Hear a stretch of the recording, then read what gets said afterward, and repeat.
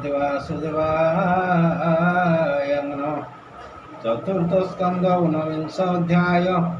अश्वहरणे बहिरोष पृथु चिंतन्ते इंद्रनाश तांकु निषेध कले धाता ऊनविंशरे कथा।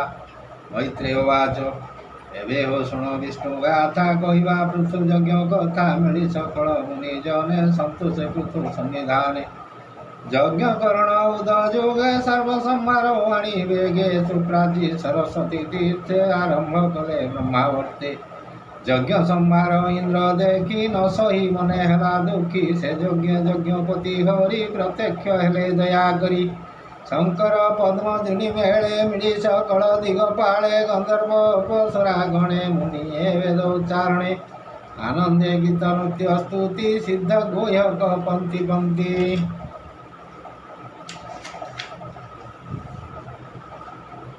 दानव दैत्य विद्याधरे से यज्ञ मिलिले सकले।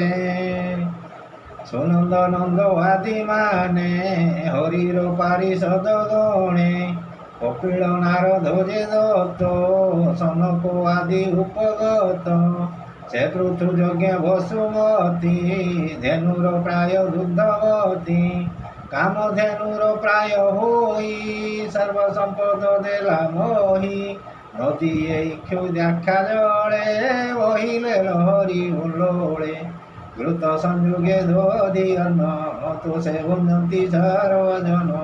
सकल वृक्षे मधुपन्ति मुक्त प्राय भरसन्ति। समुद्रे नाना रत्ने पुरी गर्जन्ति उल्लोळो लहरी।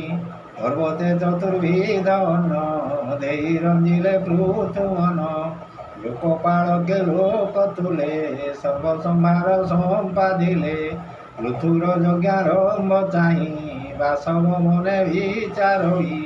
ए पृथु शतक्रतु कले लभिव इंद्र पद बले।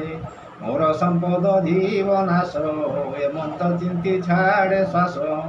यज्ञर ऊन संतते आत्मार हित चिंती चित्ते। यज्ञ पशु हरि नेला निज भुवने विजे कला। आकाश मार्गे इंद्र गला पाषंड धर्म आचरिला। धर्मे विभ्रम तार मोहन सभय चित्त छन्न छन्न। अक्रिजे यज्ञशाळे थिले असुर हरण जानिले। पृथुपुत्र कुराई वेगे इंद्रर कर्म तार आगे। कहले अश्वहर वाणी पृथुर नय ताहा शुणी। धनुषर को धरी करे शून्य नाइला कुपवरे। डाकई रहर वाणी सब इंद्र ताहा शुणी। निज शरीर छन्न कला जटिल रूप प्रकाशिला। भस्मभूषित देह चाहि पृथुनंदन विचारई। जटिल भस्म या गात्रे या कुमारी विकेमंते। हेमंत मने विचारिला इंद्र को बाण न छाड़िला। तार रहिबा पथ देखी अक्रि यज्ञशाळ बिकी। भूल इंद्र वेगे मार स्वभावे यज्ञ अश्व चोर डाकंती मार मार वेगे। ता शुणी इंद्र शून्य मार्गे भय चाहि दश दिशे। स्वभावे केहि नाही पासे हेमंत अक्रिर वचन शुणन्ते पृथुर नंदन। गाइला शून्य कोप करी हस्ती पूजसन केशरी। बासव देखी त्रास मन अश्वको छाड़ी अंतर्ध्यान। रहिला शून्य मार्गे जाई पृथुनंदन विचार होई। अश्वको घेनी महारो से इंद्र को चाहे दश दिशे।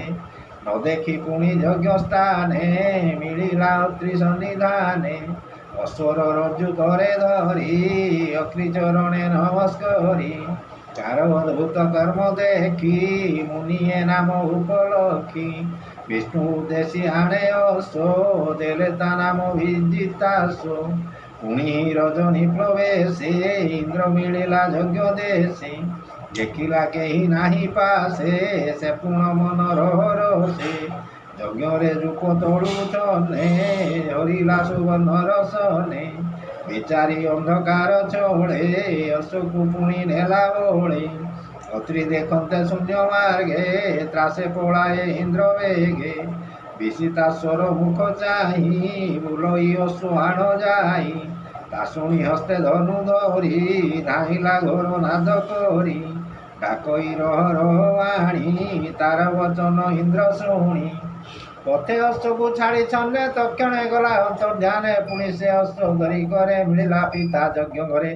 ପଶ୍ଚୁରାନ୍ତେ ଇନ୍ଦ୍ରପଥ ଛଳେ ଧଇଲା ରୂପ ଯେତେ ପାଷଣ୍ଡ ଜନ ସେହି ମତେ ରୂପ ପ୍ରକାଶନ୍ତି ଜଗତେ ପୃଥୁର ଯଜ୍ଞ ବିନାଶନେ ଇନ୍ଦ୍ରର ଯେତେ ରୂପ ଛନ୍ନେ ପାଷଣ୍ଡେ ସେହି ରୂପ ଚିନ୍ତି ସଂସାରେ ଭ୍ରମ ସେ କ୍ରାନ୍ତି କେ ନଗ୍ନ ରକ୍ତ ପଟ ଧରେ କେ ଭସ୍ମ ଭୂଷଣ ଶରୀରେ ଅଧର୍ମ ମାର୍ଗ ଆଚରନ୍ତି ଆତ୍ମାରହିତ ନ କରନ୍ତି ପାଷଣ୍ଡ ମାର୍ଗେ ଥାଇ ନିତ୍ୟ ଦୂଷଣ ଦେଇ ପଥେ ସେ ରୂପ ପ୍ରକାଶୀ ବ୍ରହ୍ମାଣ୍ଡେ ନିଗମ ନିନ୍ଦିବେ ପାଷଣ୍ଡେ ତାହାଙ୍କ ମତ ଯେ କରନ୍ତି ଅନ୍ତେ ନରକେ ପ୍ରବେଶନ୍ତି ଏକଥା ଶୁଣି ପୃଥୁକୁ ଇନ୍ଦ୍ର ଜିଙ୍ଘାସେ ଦେହ କମ୍ପେ ଇନ୍ଦ୍ର ମାରଣେ କୋପ କରି ନିଜକୁ ଦଣ୍ଡ ସର ଧରି କୁପନ୍ତି ଅରୁଣ ନୟନ ପ୍ରଚଣ୍ଡ ବିରାଜେ ବଦନ ପୃଥୁଗମନ ଦେ କିରଣେ ବେଗେ ମିଳିଲେ ବିପ୍ରଗଣେ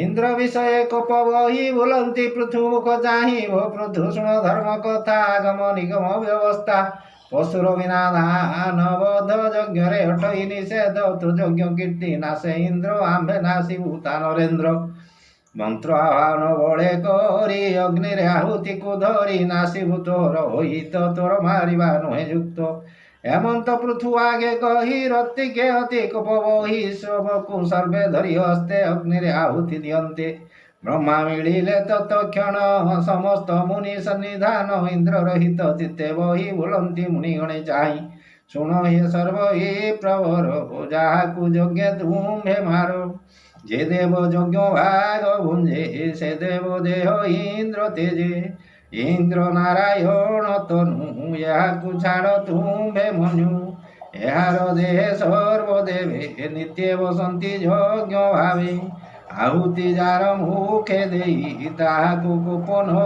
ଯୋଗାଇ ଏହାକୁ କୋପ ତୁ ନ କର ଯଜ୍ଞ ପୁରୁଷ ଅର୍ଥେ ବର ଏ ଧର୍ମ ପରମ କାରଣ ଅଶେଷ ସୃଷ୍ଟି ଉଦାହରଣ ଏ ଯଜ୍ଞ ଦ୍ରୋହ କର୍ମ କଲା ପାଷଣ୍ଡ ପଥ ବିସ୍ତାରିଲା ପାଷଣ୍ଡ ଉଦ୍ଧରିବା ଅର୍ଥେ ତୁ ଅବତାର ଏ ଜଗତେ ତୁ ଶେଷ କଳ ଗୁଣ ମଣି ଅପୂର୍ବ ନୁହେଁ କିଛି ପୁଣି ବେଣର ଦେହେ ଯେତେ ଦୋଷ ତୁ ଜନ୍ମ କଲା ତାହା ନାଶ ତୁ ଏବେ ମୋର ଭୁଲ କର ପାଷଣ୍ଡ ପ୍ରାଣୀ କି ଉଦ୍ଧର ମୈତ୍ରୀ ବାଚ ହେମନ୍ତ ବ୍ରହ୍ମାର ବଚନେ ଇନ୍ଦ୍ରକୁ କୋପ ଛାଡ଼ି ମନେ ଯଜ୍ଞର ଅବଭୃତ ସ୍ନାନେ ଦକ୍ଷିଣା ଦେଇ ବିପ୍ରଜନେ ଯଜ୍ଞ ତୁଷିଲେ ସର୍ବଜନେ ଅନ୍ନ ବସନ ଧେନୁ ଦାନେ ସେ ବିପ୍ରଜନ ହୋଇ ଦୋଷ ପୃଥୁକୁ କରନ୍ତି ଆଶିଷ ବ୍ରହ୍ମା ବଚନେ ସର୍ବଦେବେ ଦୋଷ ହୋଇଲେ ଯଜ୍ଞ ଭାଗେ ହେମନ୍ତ କହି ପଦ୍ମଜୋନି ସଙ୍ଗେ ସକଳ ବିପ୍ରୟେନି